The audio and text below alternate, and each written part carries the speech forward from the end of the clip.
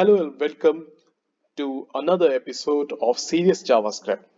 I am Ankush Sharma and I'm here to guide you to writing cleaner JavaScript code, better solutions, and to understand how we can make our approach towards coding and programming in general much more readable and understandable. Now, we have already explored two methods, both of them solving our simple purpose of removing duplicates in an array.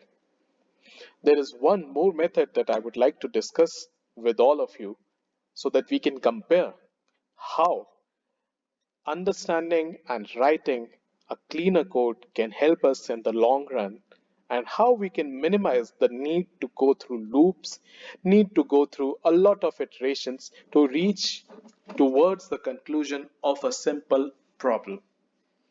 Now we are using the for each method.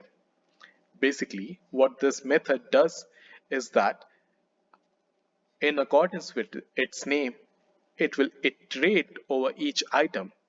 And then, again, like the filter method, we can use a function which will return something from a list and iteration over anything that we want and basically fulfill our purpose.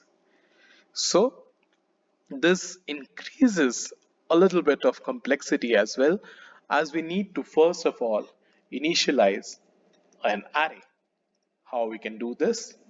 I think that we can understand while learning to code. So let's move back to the code itself. So we're ready to use the for each method right now.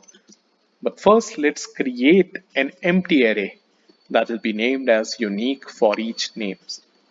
Now, all we need to do is run the for each loop or for each method, we can say, over this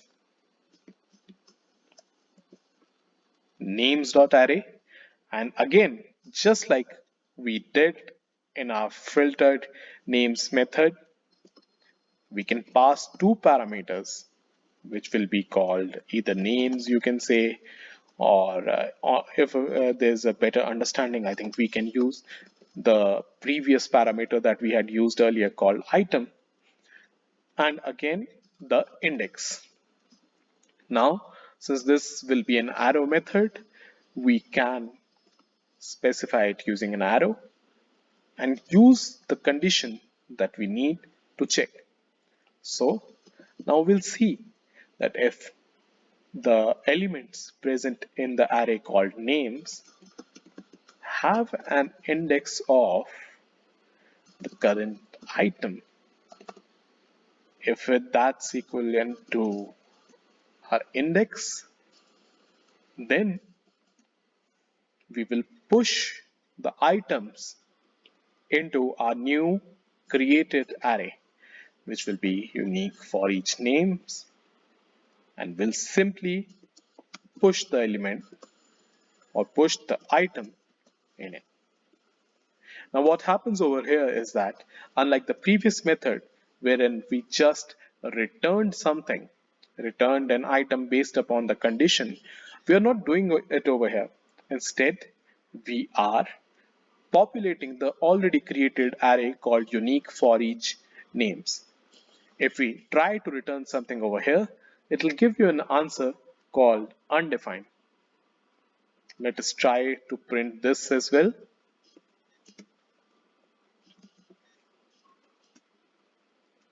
Okay. So as we can see that in all these solutions, we get the same result. But now we can try to understand that how and what approaches should we take whenever we are facing such a problem. The very first approach took fewer words, fewer lines of code, and we could easily create a solution using just two important parameter operations used in newer ES6 JavaScript. Similarly, using the second approach, we were also able to do this in a single line. albeit with a little bit of more difficulty as we have to create a new method, go through all of these items, use a condition to again create a new array. Now for the third approach, not only we did use a lot of space, we also initialized an array before actually populating it. So we are kind of using more space and it's a bit more complex. In spite of what you might think that maybe the third method is much more readable to you, as you can see the items being pushed into a new array and that a new array has been already been defined, it would still take a lot of effort if you have say 1,000 line of code and you are trying to figure out what every line does. Using this simple line, you'll know that a unique array has been created and your job here is done. So that is why we need to write code that will be cleaner, much more efficient, and conforming to the latest standards so that we can create something that everyone can read, everyone can work upon, and definitely improve later on.